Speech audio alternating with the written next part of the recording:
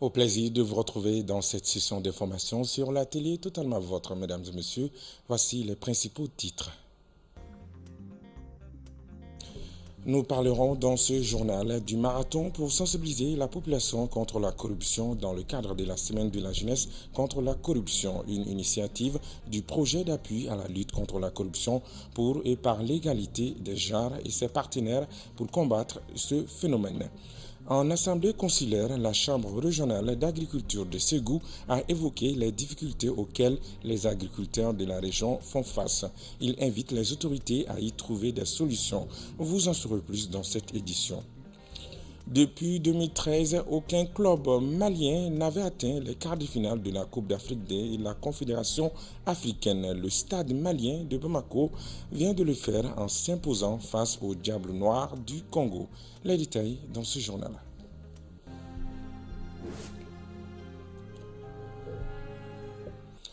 Bienvenue à tous aux informations dans le cadre de la 8e édition de la Semaine de la jeunesse contre la corruption. Le projet d'appui à la lutte contre la corruption pour et par l'égalité des genres et ses partenaires poursuivent leur activité.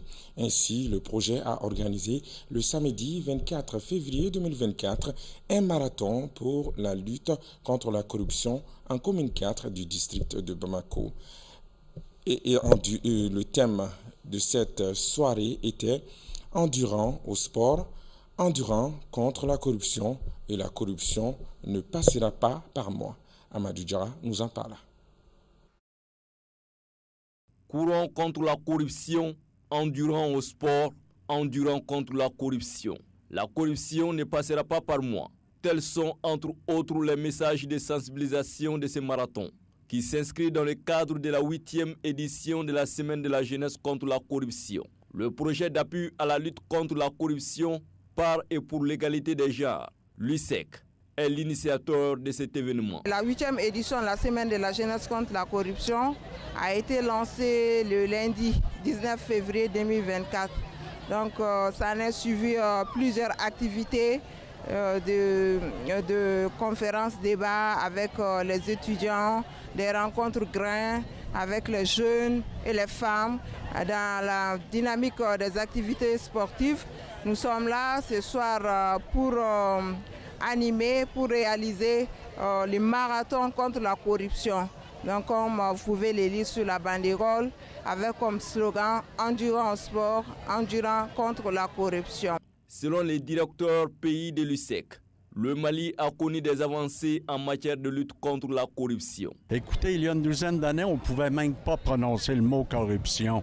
Fallait se cacher presque. On entendait des parents, par exemple, face à un enfant qui avait les proches bourrés d'argent, les parents disaient « il est béni par les yeux ». Donc, ça, on entend de moins en moins ce genre de phrases-là.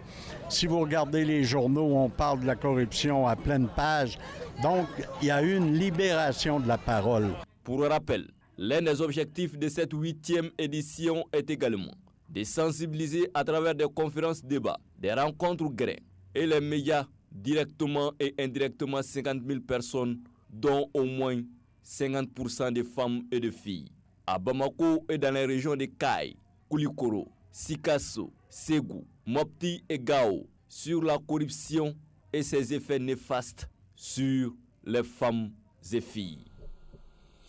La coordination des associations de la jeunesse de Soronico a officiellement lancé ses activités ce dimanche 25 février dans ce quartier de la commune 6 du district de Bamako.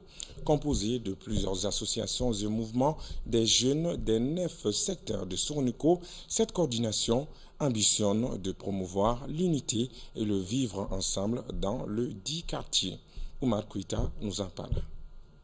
C'est un bureau d'une trentaine de personnes et une commission de suivi qui dirige la coordination des associations de la jeunesse de Sogoninko. Ils ont été présentés ce dimanche aux autorités coutumières et communales du quartier. Ce grand mouvement vise à promouvoir la paix, le vivre ensemble et surtout le développement de Sogoninko.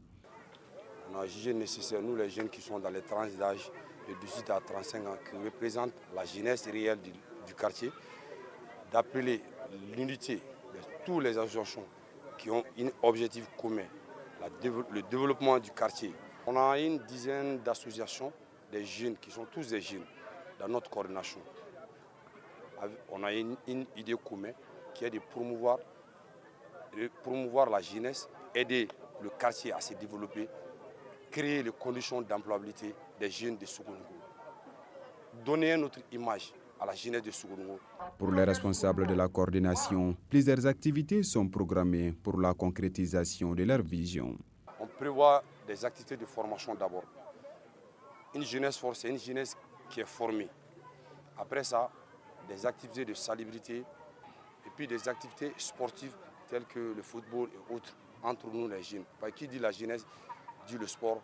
Les autorités coutumières et communales ont salué l'initiative de la jeunesse. C'est la première fois à Sougoningo que les jeunes s'associent pour mettre en place une coordination de la jeunesse.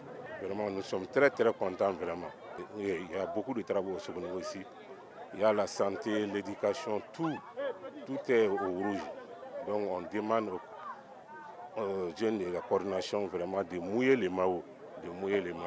Sinon, Sougoningo, vraiment, ça ne va pas.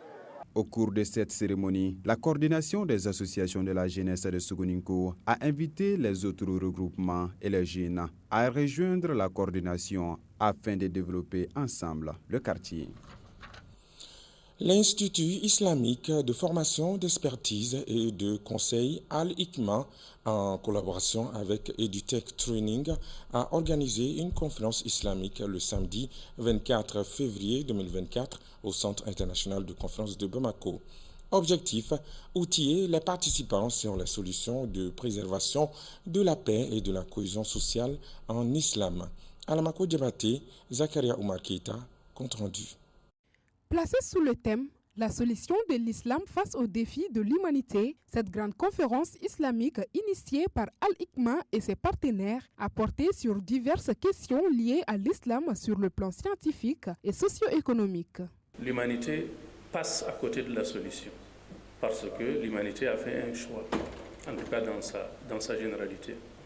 La gouvernance de l'humanité aujourd'hui est telle que on a mis de côté toute référence à Dieu. Toutes ces crises, tous ces défis auxquels nous sommes confrontés, à mon sens, sont le résultat d'une première crise, qui est en fait la matrice des crises. C'est précisément notre décadence morale, la décadence morale de l'humanité. À la fin de cette conférence, nous voudrions que les participants puissent être suffisamment munis d'outils nécessaires ou encore de savoir nécessaires, les pistes de connaissances permettant d'explorer encore davantage ce qu'offre l'islam. Au cours de cette conférence débat islamique, le président de la Société internationale d'astronomie, l'un des conférenciers, a expliqué le lien entre l'islam et la science.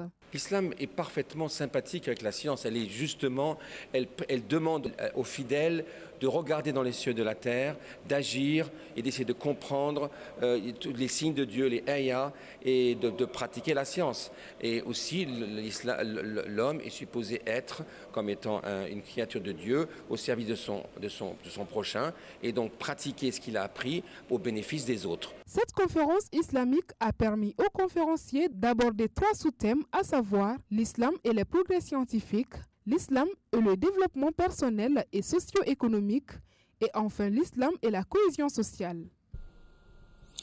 Par ailleurs, Gomi Sédou Diarra a animé une conférence débat sur l'apparition de son prochain livre intitulé « Source de l'humanité ». À travers cette œuvre, le président de l'association Dodougou Tanfla retrace l'histoire du Mali avec pour objectif d'inciter les Maliens à retrouver nos valeurs traditionnelles. C'était le jeudi dernier au Palais de la Culture de Bamako. Compte rendu, Adam Tangara Mohamed Touré. Qui sommes-nous? D'où venons-nous? Où allons-nous sont entre autres des questions qui seront répondues dans le livre Source de l'humanité de Gomi Sédou Diarra qui fera bientôt sa parution. D'où cette conférence de l'association Dodougou Tanfla dont le président est M. Diarra. À travers cette conférence, je pense que les gens doivent savoir que le peu qu'on a dit je pense qu'il doit savoir qui nous sommes réellement et d'où on a quitté. En tout cas, ceux qui ont quitté ici quand même pour partir, qui sont les pays voisins et consorts, dans les prochains jours, vont savoir de plus encore que c'est quelque chose qu'on a commencé, que c'est ici qu'ils ont quitté. Ça a été dit chez eux et c'est ici, chez nous aussi, qu'un jour viendra, que l'histoire qui a été cachée, l'histoire qu'ils sont en train de cacher, sera relevée, réveillée, courir partout. Même dans les grottes, sous l'eau. C'est ce que Yassa a dit. Que l'histoire qu'ils sont en train de... Ça a été enterré sur tous les plans. Chez nous, on a été manipulés trop. À travers cette conférence débat, l'association Dodougou Tanfla invite les Africains, plus précisément les Maliens, à valoriser leur culture. L'association Sigidja de Djilibougou en commune 1 du district de Bamako avec le soutien de Lions Club doyen Bamako Sokala a organisé le samedi dernier une journée de salubrité. Elle a pour objectif d'améliorer non seulement le cadre de vie mais également la santé de la population de Djilibougou et environ. Awassanogo, Ibrahim Dao, compte rendu. Cette journée de salubrité a mobilisé en plus des membres de l'association Sigidja, des personnes de bonne volonté. Selon les responsables de l'association, cette initiative vise à rendre propre le quartier de Djilibougou et prévenir certaines maladies.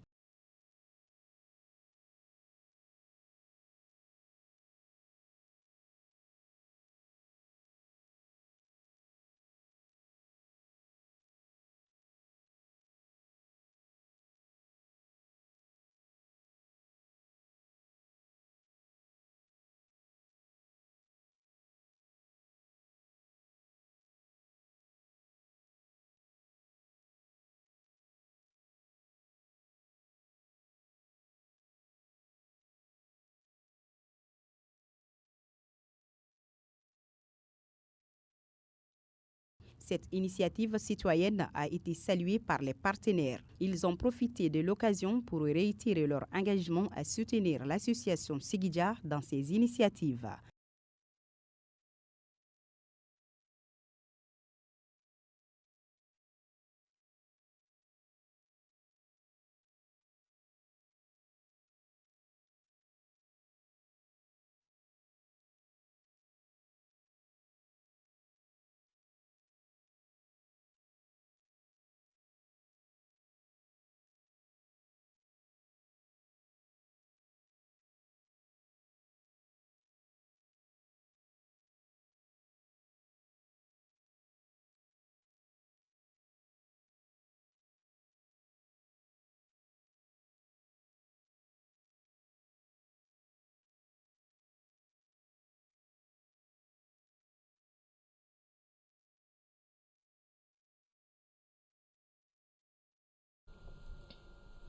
Direction Ségou du 22 au 23 février s'est tenue à Ségou la 5e session ordinaire de l'Assemblée consulaire de la Chambre régionale d'agriculture de Ségou.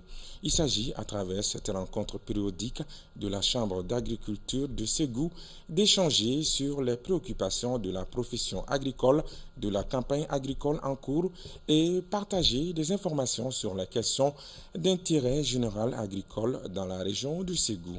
Mohamed Lamine Soroba, notre correspondant depuis Ségou, pour les détails.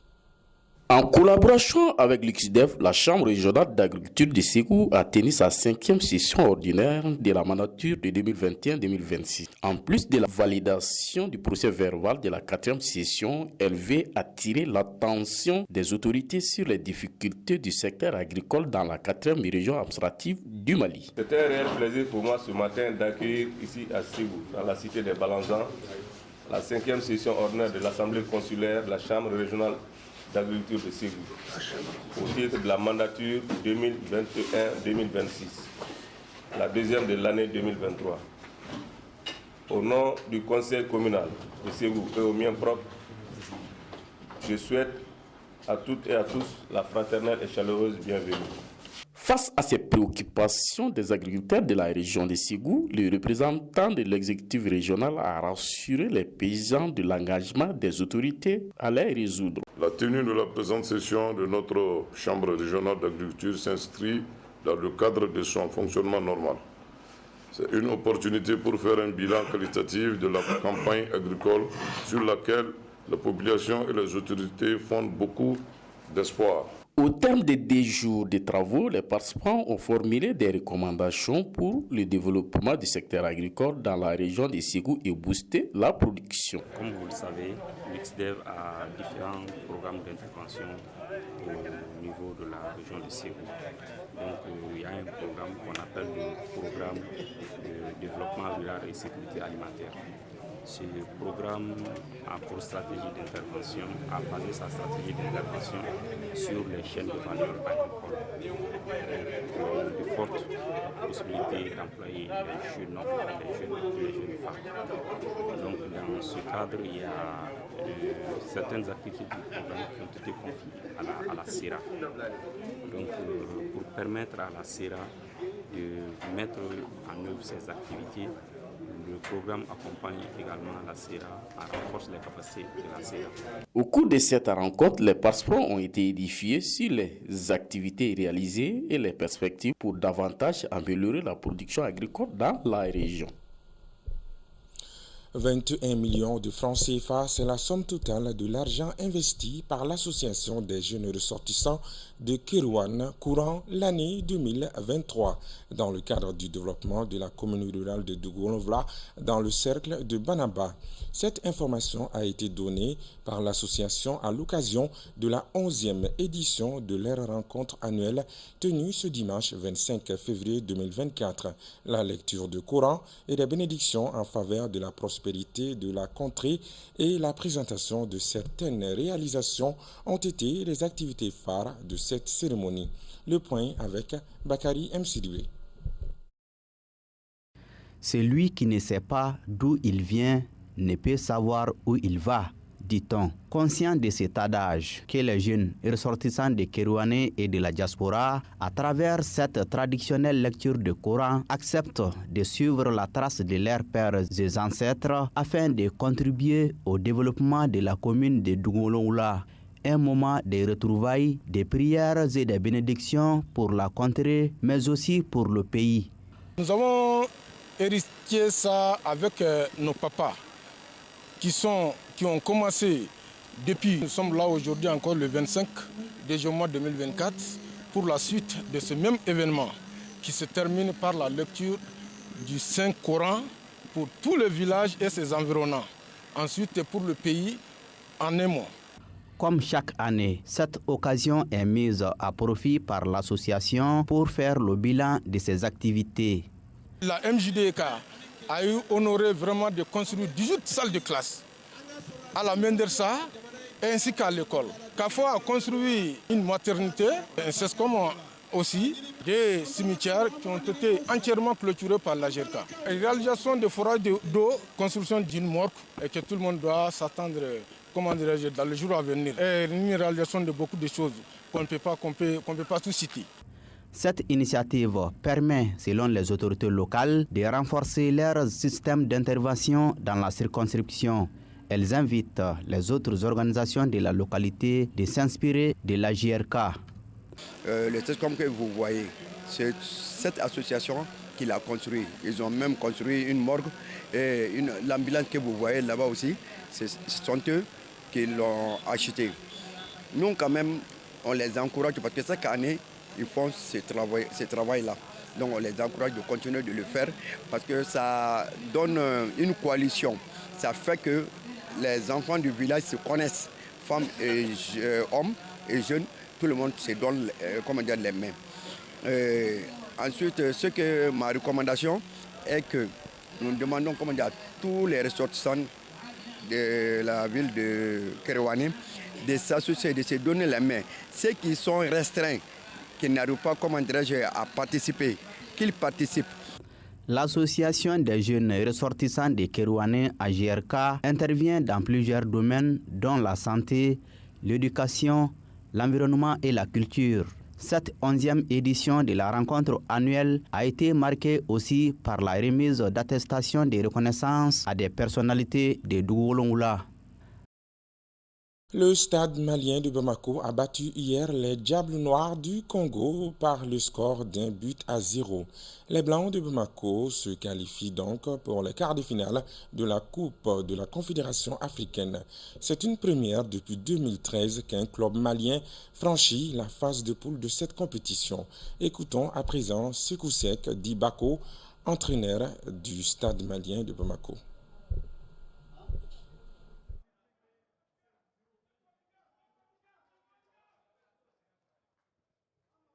Sentiment de joie et beaucoup de fierté. C'est vrai que, comme tu l'as dit, ce n'était pas évident. C'est vrai, depuis un certain moment, les clubs maliens n'arrivent pas à franchir la poule. Dieu merci, aujourd'hui, nous, on sort de la poule. Maintenant, il reste à savoir, est-ce qu'on va terminer premier ou deuxième. Pour moi, ce n'est pas le plus important. Le plus important, c'est de se qualifier et d'aller encore chercher ce qu'on peut avoir devant. Donc, on est très content et très fiers de la prestation de nos jeunes. C'est vrai qu'on a maîtrisé le match. Moi, je pense qu'à un moment donné, on a très bien contrôlé le match. Mais chaque fois, tu ne peux pas contrôler le match pendant 90 minutes et empêcher l'adversaire à un moment donné d'évoluer un peu. Ils se sont créés des situations, des buts comme ils pouvaient marquer aussi. Mais bon, nous, on savait depuis que l'équipe-là n'est pas arrivée à Bamako que le match allait être très difficile. Parce que c'est une équipe qui était donc déjà éliminée. Ils n'avaient rien à jouer. Une équipe éliminée qui n'a rien à jouer, je pense qu'ils jouent sans pression. Et c'est pendant nous, on avait beaucoup de pression autour, car depuis un certain moment, on n'arrivait pas à gagner des matchs dans les championnats. Et Dieu merci, aujourd'hui, on arrive à gagner. Et je dis bravo, je pense que, et j'espère que ça va être un déclic pour nous.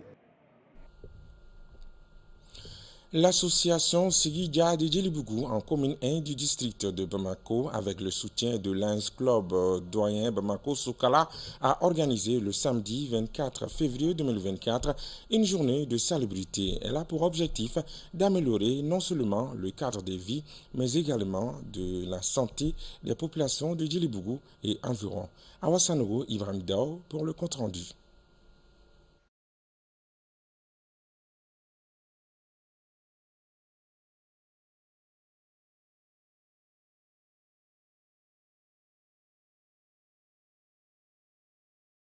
Cette journée de salubrité a mobilisé en plus des membres de l'association Sigidja, des personnes de bonne volonté. Selon les responsables de l'association, cette initiative vise à rendre